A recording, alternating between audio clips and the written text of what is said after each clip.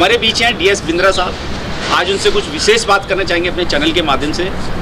मैं अपने दर्शकों को बता दूं कि शाहीन बाग के अंदर जो आंदोलन चल रहा था CA NCR और NPR को लेके, उसमें भोजन की व्यवस्था साजी ने की थी और उसी के विषय में बात करना चाहेंगे। सबसे पहले हमारे चैनल में आपका बिंद्रा जी हार्दिक स्वागत है। जिस तरीके से आपने जो है शाहीन बाग में जो प्रोटेस्ट चल रहा था, काफ़ी समय तक वहाँ भोजन की व्यवस्था की और बहुत सारे लोगों ने ये बताया कि आपने अपनी अनमोल प्रॉपर्टी भी उसके लिए बेच दी, तो क्या वो प्रेरणा कहाँ से आई और किस तरीके से आपको विचार आया कि शाहीन बाग की जो प्रोटेस्ट हैं, जो आंदोलनकारी हैं, उनकी सेवा की जाए? जी, जय भीम, नमो बुद्धाय, वाहिगुरू का खालसा, वाहिगुरू की फतेह, सत श्री अकाल।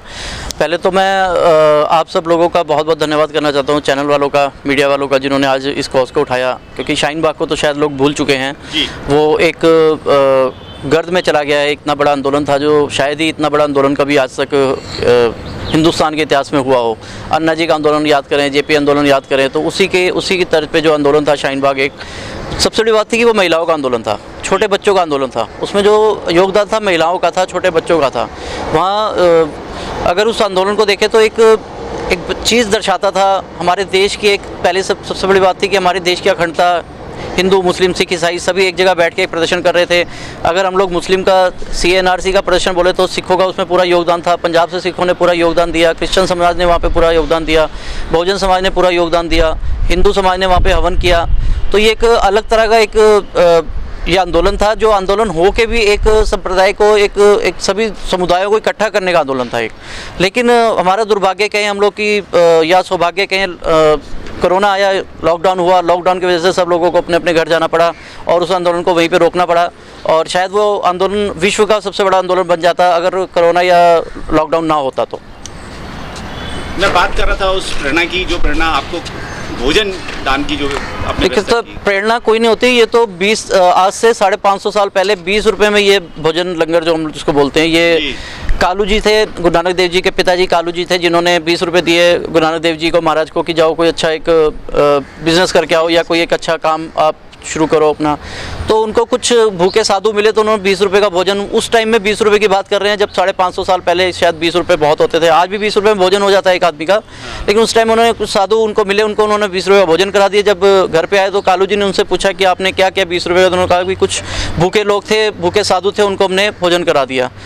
तो ये वही प्रथा 20 रुपये की चलती आ रही है। वो लंगर वो तभी से चलता आ रहा है। आज भी वही लंगर, आप गुरुद्वारों में जाओ, आप अमृतसर साहब में जाओ, दरबार साहब में जाओ, लाखों टन दाल डेली बनती है। कहाँ से लोग आते हैं, भोजन वहाँ पे लंगर छकते हैं। शाहीन बाग में कोई अलग से लंगर नहीं था, वो लंगर वही था जो 550 साल पहले चलता आ रहा है। लेकिन उसको देखने का नज़रिया है। कुछ लोग उसको देखते हैं कि मुसलमानों के लिए लगाया, कुछ लोग देखते हैं कि हिंदुओं के खिलाफ लगाया, कुछ लोग सोचते हैं कि ये BJP के खिलाफ था। ये देखने का नज़रिया अलग हो सकता है। लंगर वही है जो 550 साल पहले था, ये वही लंगर है। अगर आप, अभी मैं बात करता हूँ, कल हम लोग कुछ दृश्य देख रहे थे TV में कि हरियाणा के अंदर पुलिस वालों को लंगर छकाया जा रहा था। वही लंगर छका रहे थे जिनके ऊपर वो आंसू गैस और गोली और पानी के बौछार कर रहे थे, वही उनको लंगर छका रहे थे। ये वही लंगर है। लंगर का नज़रिया देखने का अलग हो सकता है। जो वहाँ पे लंगर छक रहे थे वो भी वही लोग थे, जो शाहीन बाग में बैठे थे वो भी वही लोग थे, कोई फ़र्क नहीं है। बिंद्रा जी, देखा जाए तो तिनका जोड़ के एक चिड़िया जो एक घोंसला बनाती है और उस घोंसले में अपने आशियाना बनाने के बाद में अपने परिवार को पालने की कोशिश करती है, लेकिन आपने एक झटके में वो अपना आशियाना नहीं। देखिए, हमारी जो सिख कौम की जो हमारा जो सृजना हुई है ना, जो सिख कौम बना हमारा बलिदानों के लिए बना है। सिर कटा के हमने सरदारियाँ ली हैं। कोई ऐसे ये पगड़ी, ये कोई ये ड्रेस नहीं है हमारी, ये हमारे बड़े बलिदान है। चाहे वो आज़ादी की जंग हो, चाहे वो 550 साल पहले, चाहे अगर हम लोग गुरु तेग बहादुर साहब को देखें कि उनको तवों पे बिठा दिया गया, उनको आरों में चिरवा दिया गया। तो ये जो हमारी जो शिक्षा है, हमें जो बुनियादी, जो हमें बेसिक, जो हमें घर में सिखाया जाता है, वो बलिदान। वंड के छक्को आपके पास जितना है उसको आप बांट के खाओ आप। तो ये कोई बहुत बड़ा नहीं है। लोगों के पास पता नहीं कितनी अपार संपत्तियां हैं, करोड़ों रुपए अडानी अंबानी पैसे इकट्ठा कर रहा है, लेकिन अगर उसके पास सुख नहीं है, उसके पास चैन नहीं है। आप एक बार देखिए, आप किसी को भूखे को खाना खिला के देखिए, आपको कितनी अपार आपको सुख मिलता है, कितनी आपको आत्मिक शक्ति मिलती है, कितनी आपको शांति मिलती है। आराम से आप अपने घर में सोएंगे बिस्तर के ऊपर, आपको इतनी शांति मिलेगी। कभी आप देखिए, दान करके या किसी को खाना खिला के या किसी की सपोर्ट करके, किसी की हेल्प करके देखिए, आपको कितनी आत्मिक शांति मिलती है। ये तो कुछ नहीं है, ईंट रोड़ी पत्थर है, ये तो बनते रहेंगे, ये तो और बन जाएंगे। अगर ऊपर वाला अगर मेहरबान हुआ तो और बन जाएंगे। शायद हो सकता है कि उससे ज़्यादा बन गए हो बाद में। बिंद्रा जी, अब बात करना चाहेंगे अभी वर्तमान सरकार की, जो जिस तरीके से सरकार दमनकारी सरकार साबित हो रही है। शोषित पीड़ित वंचित समाज हो या मुस्लिम समाज हो या इसके अलावा और भी कोई भी कम्युनिटी हो, उनको दबाने और कुचलने का काम कर रही है, तो आपके क्या विचार हैं इसमें? ये सरकारें कोई भी दबाने कुचलने का काम नहीं करती हैं, सोच होती है। जी। हर सरकार के पीछे सोच होती है। सरकारें आती हैं, बदल जाती हैं, सूर्य उदय होता है, अस्त हो जाता है, कोई भी सरकार स्थायी नहीं है। आज अगर है तो 5 साल का कार्यकाल है, हो सकता है अगले साल ना आए, अगले हो सकता है अगले सेशन में उनको ना चांस मिले। तो ये कोई नहीं होता है, लेकिन थोड़ा सा दुख है, दुख भी है और अफसोस भी रहेगा कि इस देश को ऐसी एक सरकार मिली जिसने तानाशाही रवैया अपनाया। और चाहे वो मनीषा का कांड हो, चाहे मनीषा के साथ जो हुआ यूपी में, जो इन्होंने उसको दूसरा रूप देने की कोशिश की कि ये पीपीआई की फंडिंग है, ये पाकिस्तान से फंडिंग आ रही है, या फिर शाहीन बाग का आंदोलन अगर आप देख लें तो उसको भी उन्होंने घुमाने की कोशिश की। अब आप देख लो, अब आप अगर ये किसानों का आंदोलन है, ये 100% शुद्ध आंदोलन है, ये इसमें कुछ भी कोई मिलावट नहीं है। इसमें भी इन्होंने खालिस्तान का नाम इन्होंने जोड़ दिया कि खालिस्तान के ये इसमें कुछ लोग शामिल हैं। तो देखिए, ये तो इनका काम है करने का। लेकिन आप अभी हमारे साथ अशोक अज्ञानी जी बैठे हैं, अमित मेहरोल बैठे हैं, काफ़ी सारे हमारे साथ बुद्धिजीवी बैठे हैं, टाक साहब बैठे हैं, काफ़ी सारे हमारे साथ बैठे हैं। एक मंथन है, मंथन चलता रहेगा और ये सरकारें अपने काम करती रहेंगी। देखिए, अगर अच्छा काम करेंगी तो उनको 15 साल, 20 साल, 50 साल भी शासन करने का मौका मिलेगा। अगर गलत करेंगी तो जनता है, जनता उखाड़ के फेंक देती है। जनता के हाथ में वोटिंग पावर है, जनता के हाथ में जब तक वोटिंग पावर है। हाँ, मैं आपके माध्यम से एक चीज़ और कहना चाहूँगा, मैं सभी लोगों से अपील करना चाहता हूँ कि ईवीएम मशीन को ख़त्म किया जाए। अगर ईवीएम मशीन ख़त्म होती है तो शायद हो सकता है कि जो हमारी वोट है वो सही जगह जाए, क्योंकि अभी हमें मालूम नहीं है, मशीन में बटन दबाते हैं, वोट कहाँ जाती है कहाँ नहीं जाती है। क्योंकि आजकल आपको मालूम टेक्नोलॉजी का युग है, आप मोबाइल में फ़ोन मिलाते हैं, फ़ोन कनाडा मिल जाता है। तो क्या ईवीएम मशीन के अंदर आप, तो मैं यही अपील करना चाहूँगा, सभी जितने भी संस्थाएं हैं, जितने भी सोशल वर्कर हैं, जितने भी अच्छे लोग हैं, वो आगे निकल के आएँ, सड़कों पे आएँ और ईवीएम का विरोध करें।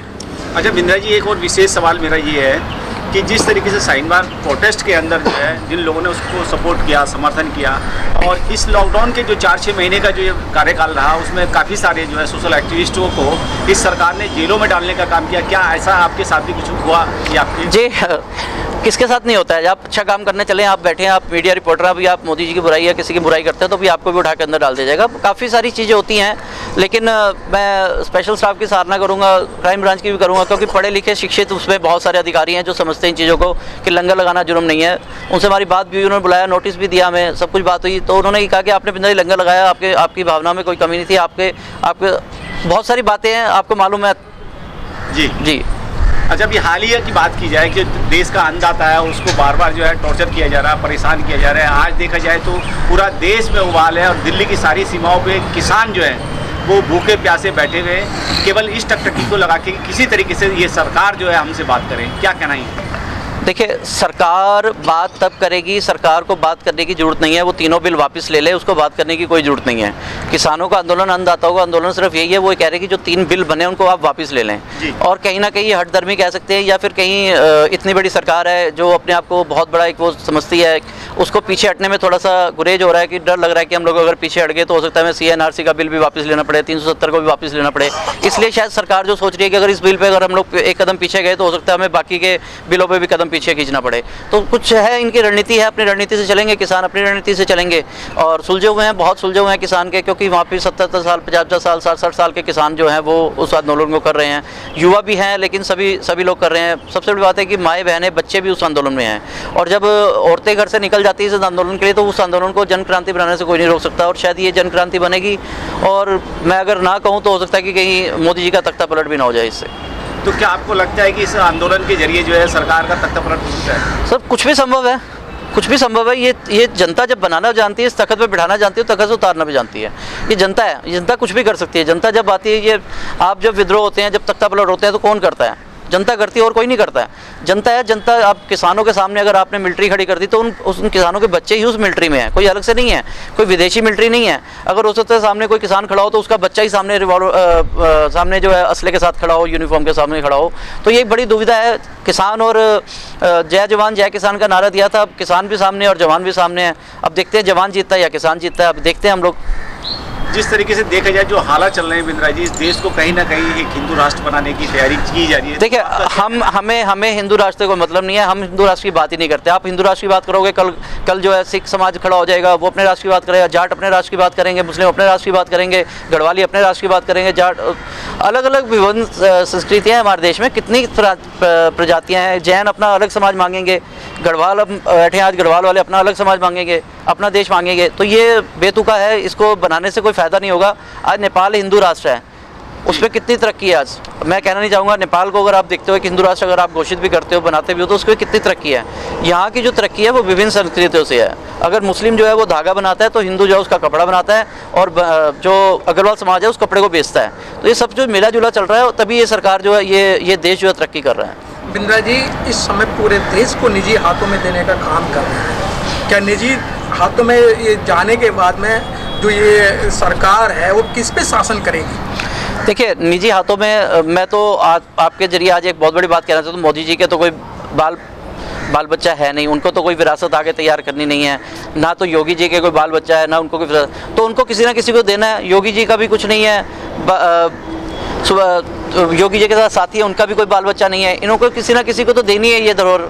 तो क्यों ना अडानी अंबानी को दे दी जाए। तो अडानी अंबानी के लिए तैयार कर रहे हैं। अब उनकी किस्मत अच्छी है, उन्होंने दिमाग लगाया, पैसा लगाया, पैसे से पैसा कमा रहे हैं और वो अपना कमा रहे हैं। आखिर में चलते चलते इस देश के जो करोड़ों लोग हैं, आपके जो फ़ैन हैं, आपकी जो जानते हैं पहचानते हैं, उनको क्या संदेश देना चाहिए? तब फ़ैन कोई नहीं है और ना हमने फ़ैन कोई ऐसा काम किया है। हमने सिर्फ एक साधारण लंगर लगाया था। वो लंगर बाई चांस जो है वो टप हो गया। उसको एकदम मैं बोलूँगा कि जो लंगर की, अगर मैं बोलूँ लंगर सही जगह लगा तो हो सकता है 550 सालों से लंगर चलता रहा था, लेकिन अब सही जगह जाके लंगर लगा था कि लंगर की जो परिभाषा थी वो प्रदर्शित हुई कि लंगर का मेन मकसद क्या है।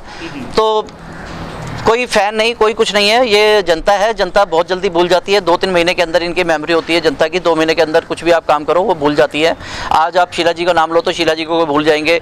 संदीप दीक्षित का नाम पूछो तो कई बच्चे बता भी नहीं पाएंगे संदीप दीक्षित कौन है। तो ये सब चीज़ें तो आई जाई चलती रहती है। हम लोग काम करते रहेंगे, देश के लिए काम करेंगे।